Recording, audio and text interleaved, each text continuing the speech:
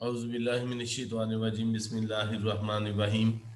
अस्सलाम वालेकुम dear students, I am Sadaqat Ali, your biology teacher. Student, हमने chapter number 9 kingdom plantae start किया हुआ है।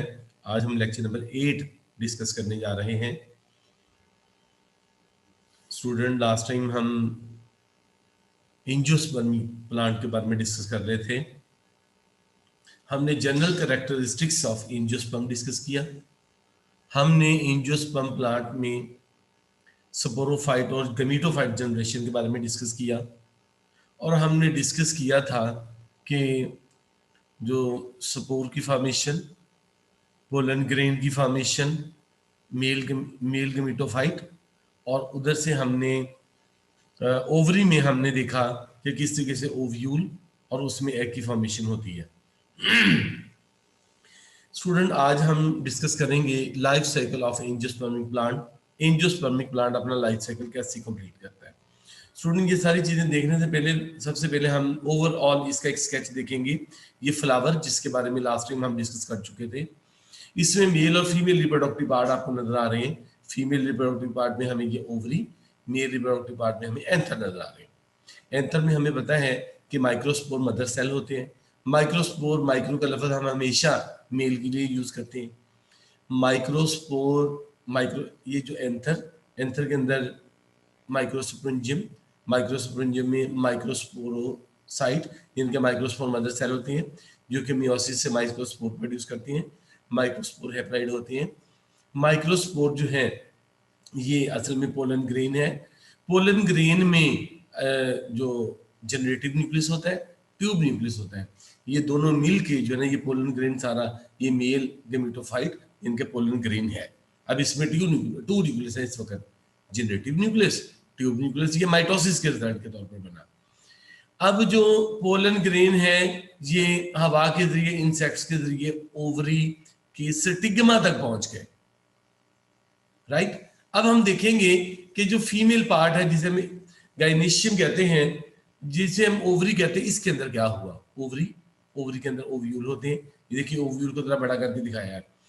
ओव्यूल में मेगास्पोर मदर सेल, मेगास्पोरेंजियम होता है। मेगास्पोरेंजियम डिप्लॉइड होता है। मेगास्पोरेंजियम में मेगास्पोर मदर सेल होते हैं, वो डिप्लॉइड होते हैं। मैंने पहले भी आपको बताया कि मेगास्पोर जो है, मेगास्पोर मदर सेल जो कि डिप्लॉइड है, ये 3 माइटोटिक मेगास्पोर जो है मदर सेल, ये 4 मेगास्पोर बनाते हैं जो कि हैप्लाइड होते हैं। अब एक ओव्यूल के अंदर 4 मेगास्पोर, अब 4 को संभालना मुश्किल है, एक को संभालना आसान है। यहां पे भी प्लांट ने क्या किया, कम बच्चे खुशहाल घराना, वो वाला रूल अपनाया कि एक ही जो है ओव्यूल है, इसके अंदर एक ही मेगास्पोर फंक्शनल, जिसे हम कहते हैं सर्वाइव करता है, सर्वाइविंग मेगास्पोर, बाकी 3 जो है ना वो डिजेनरेट कर देते हैं। अब ये जो मेगास्पोर है ये माइटोसिस, 3 माइटोसिस से गुजरता है। अभी इस वक्त यहाँ पे एक मेगास्पोर है जो कि हैप्लाइड है, 3 माइटोटिक डिवीजन से गुजरेगा, 1 से 2, 2 से 4, 4 से 8 सेल बनाएगा। 4 एक पोल के ऊपर, 4 दूसरे पोल के ऊपर। जरा आपने तवज्जो से देखना है, ये देखें जरा आप लोगों के लिए मैंने यहाँ पे एक स्ट्रक्चर जो है वो फोकस किया। देखें ओव्यूल के अंदर जो एक फंक्शनल मेगास्पोर था वो 3 माइटोटिक डिवीजन से गुजरा, 1 से 2, 2 से 4, 4 से 8। ये 4 एक पोल के ऊपर आपको नजर आ रहे हैं, 4 ये सेल दूसरे पोल के ऊपर आपको नजर आ रहे हैं। तो हम यहां से स्टार्ट करेंगे। Pollination, pollen grain transfer to stigma, हवा के जरिए पोलन ग्रेन या इंसेक्ट्स के जरिए ओवरी के स्टिग्मा तक पहुंचे, germinates to form pollen tube. फिर ये ओवरी की जब स्टिग्मा पे पहुंचते हैं तो यहां पे ये देखें एक लंबी पोलन ट्यूब बन रही है, ये पोलन ग्रेन, यहां से ये देखें ये ट्यूब न्यूक्लियस हमें नजर आ रहे हैं, ये लंबी पोलन ट्यूब बना रहे हैं। देखिए तो जरा, ये देखिए ओवरी, ये ओवरी का स्टिग्मा, ये इसके अंदर दाखिल हुई पोलन ट्यूब, और पोलन ट्यूब ग्रो करते करते करते ये ओव्यूल हमें नजर आ रहा है बीच में। ओव्यूल, ओव्यूल के माइक्रोपाइल तक यहाँ पे इसने पहुंचा है, और ये ओव्यूल पे यहाँ पे एंटर हो जाएगी अंदर की तरफ पोलन ट्यूब, राइट। अभी हम डिस्कस करते हैं कि कैसे जो पोलन ट्यूब मूव करती है। तो germinate to form pollen tube, male gametophyte. Male gametophyte क्या है? Nucleus divide by mitotic division to form two sperm and tube nucleus. देखिए यहाँ पे एक एक जनरेटिव न्यूक्लियस, जनरेटिव न्यूक्लियस से टू स्पर्म बने, टू स्पर्म न्यूक्लिया, और एक ट्यूब न्यूक्लियस है, ये एक ट्यूब न्यूक्लियस, और माइटोसिस से जनरेटिव न्यूक्लियस से टू स्पर्म्स बने। इस सारे स्ट्रक्चर को हम कहते हैं मेल गैमेटोफाइट। तो पोलन ग्रेन से हमें दो चीजें मिली, जनरेटिव न्यूक्लियस जो कि माइटोसिस से टू स्पर्म न्यूक्लिया बनाएगा, और एक हमें ट्यूब न्यूक्लियस पोलन ट्यूब नजर आ रही है, राइट। मेगास्पोर जो है, अभी मैंने आपको बताया कि ओव्यूल के अंदर मेगास्पोर मदर सेल्स होते हैं, और वो मियोसिस के जरिए 4 मेगास्पोर बनाते हैं। 4 मेगास्पोर में से एक फंक्शनल हेल्दी वाला प्लांट सिलेक्ट कर लेते हैं, बाकी 3 अबॉर्ट हो जाते हैं, खत्म हो जाते हैं।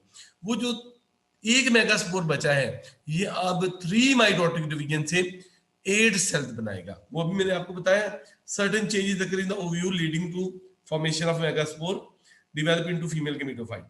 Female gametophyte consists of 7 cells only. One is egg or oosphere. देखिए तो ये 4 सेल इधर, 4 सेल इधर। ये जो 4 सेल आपको इस सुराख, इसको हम कहते हैं माइक्रोपाइल, क्योंकि ये सुराख का नाम माइक्रोपाइल है। तो इस तरफ ये जो 4 सेल पड़े हुए हैं, इन्हें हम कहते हैं माइक्रोपाइलर एंड।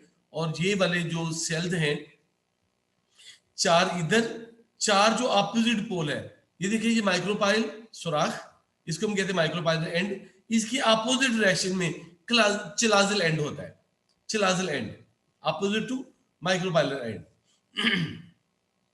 ये चिलाजल एंड में भी ये 4 सेल है, एक सेल इधर, इधर से एक सेल, ये दरमियान में आके फ्यूज हो जाते हैं, इनको हम पोलर न्यूक्लिया कहते हैं। 4 में से एक इधर, इन 4 में से एक इधर, ये दरमियान में आके फ्यूज हो जाता है। अब 7 सेल हो गए, 3 इधर, 3 इधर, और ये वाला न्यूक्लियस फ्यूज होके एक बना देगा, तो ये 7 सेल हो गए। उन 7 सेल की अभी हम बात कर रहे थे। स्टूडेंट, ये माइक्रोपाइलर एंड, ये सुराख है, ये 2 काम के लिए इस्तेमाल होते हैं। एक तो इधर से पोलन ट्यूब एंटर होती है, दूसरी बात जब एम्ब्रियो ने जर्मिनेट करना है तो भी उसने इधर से करना है।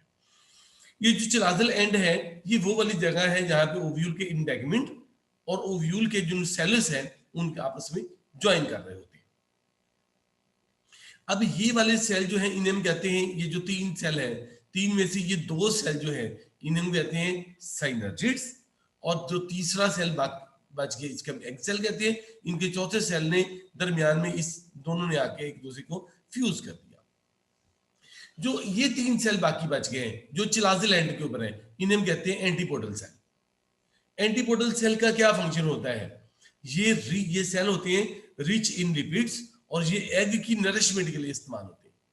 साइनर्जिड सेल का क्या काम होता है? साइनर्जिड सेल, इनकी स्पेशल थिकनिंग होती है इन सेल्स की, और ये पोलन ट्यूब जो यहाँ पे ग्रो करके आ रही है उसको गाइडेंस देते हैं कि उसने इधर से एंटर होना है ओव्यूल के अंदर। तो ये था फंक्शन ऑफ एंटीपोडल सेल और function of synergid cells, right.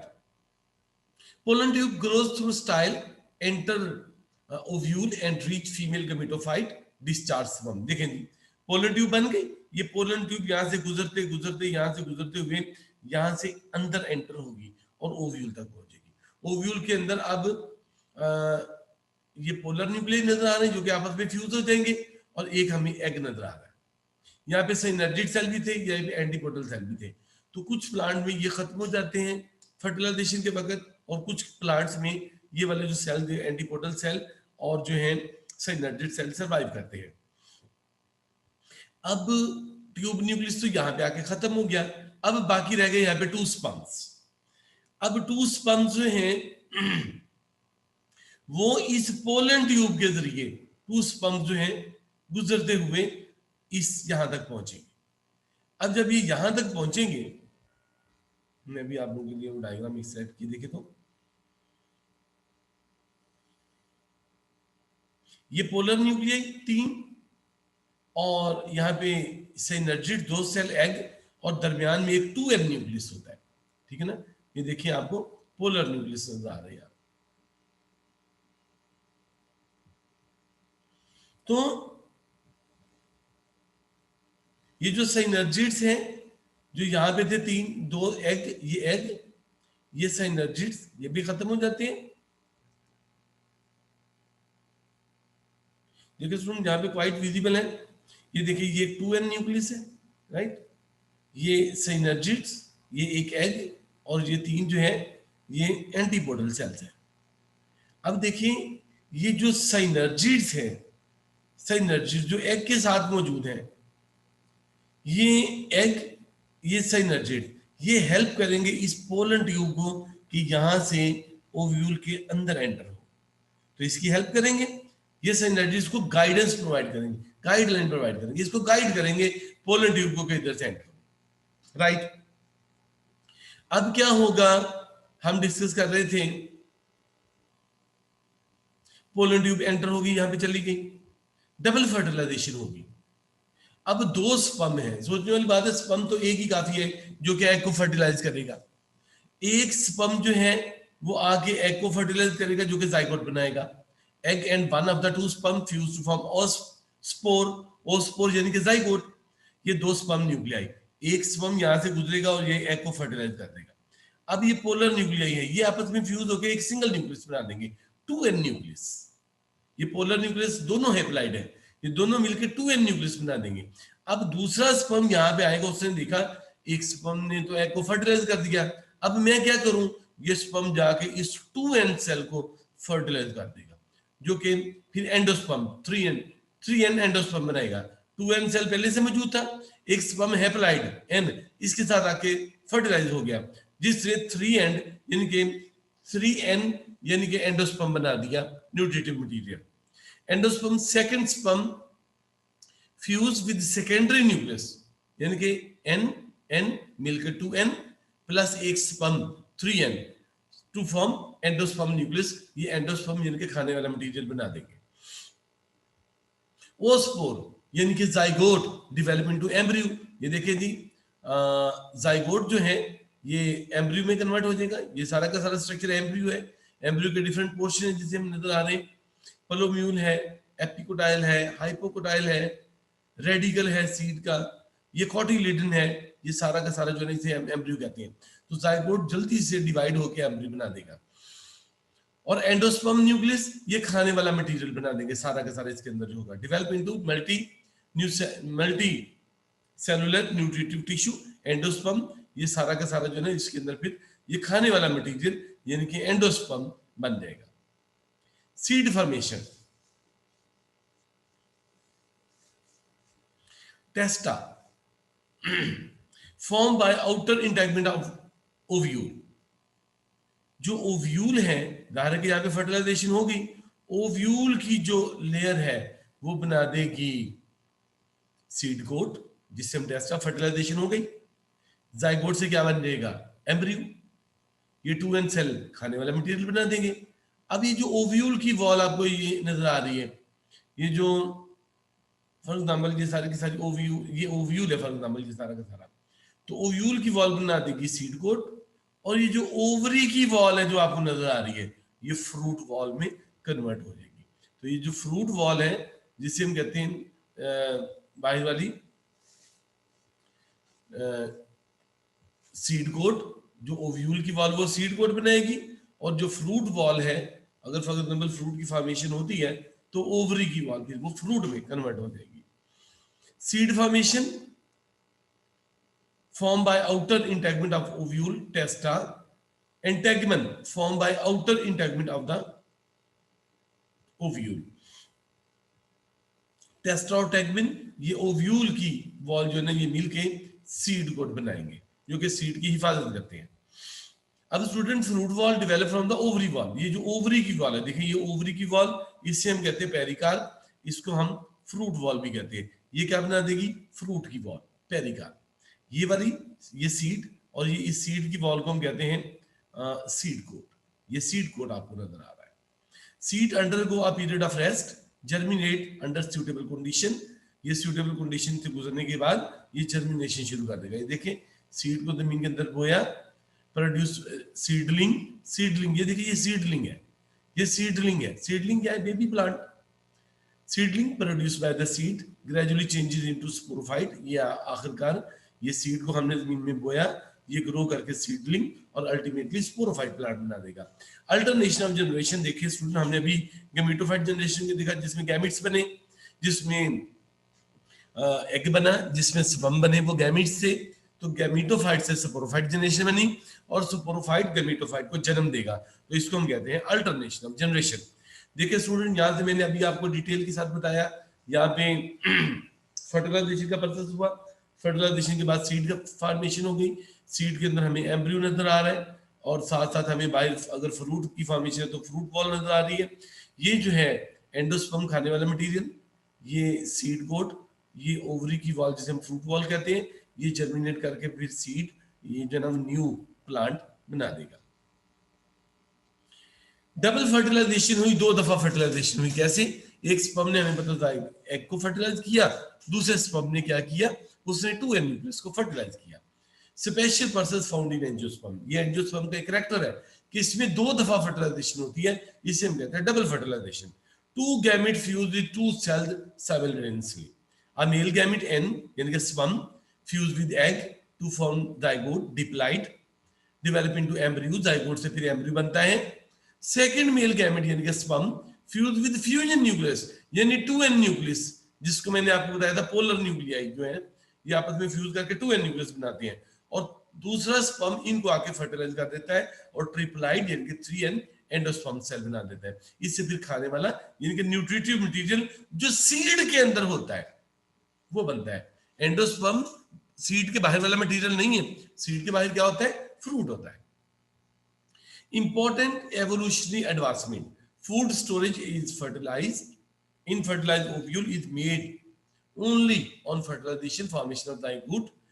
जब जाइगोट की फॉर्मेशन होगी तो तब यहाँ पे एंडोस्पर्म यानी कि फूड की स्टोरेज होगी ओव्यूल के अंदर। तो स्टूडेंट ये था life cycle of an angiospermic plant. Classification of angiosperm divided into 2 subclasses according to number of cotyledon in embryo. Subclass monocotyledon, ऐसे आपने देखा होगा कुछ ऐसे प्लांट के सीड होते हैं जिसके अंदर सिर्फ एक कॉटिलेडन होता है, एक दाल होती है, जिसे हम कहते हैं यक दाला उर्दू में, या इसे हम कहते हैं मोनोकॉट, और जिसके अंदर 2 कॉटिलेडन होते हैं, जैसे मटर के अंदर देखिए एक कॉटिलेडन होता है। और इस तरीके से कुछ ऐसे भी हैं जिस तरह ग्राम चना वगैरह, इसके अंदर 2 कॉटिलेडन होते हैं, इसे हम कहते हैं डाइकॉट।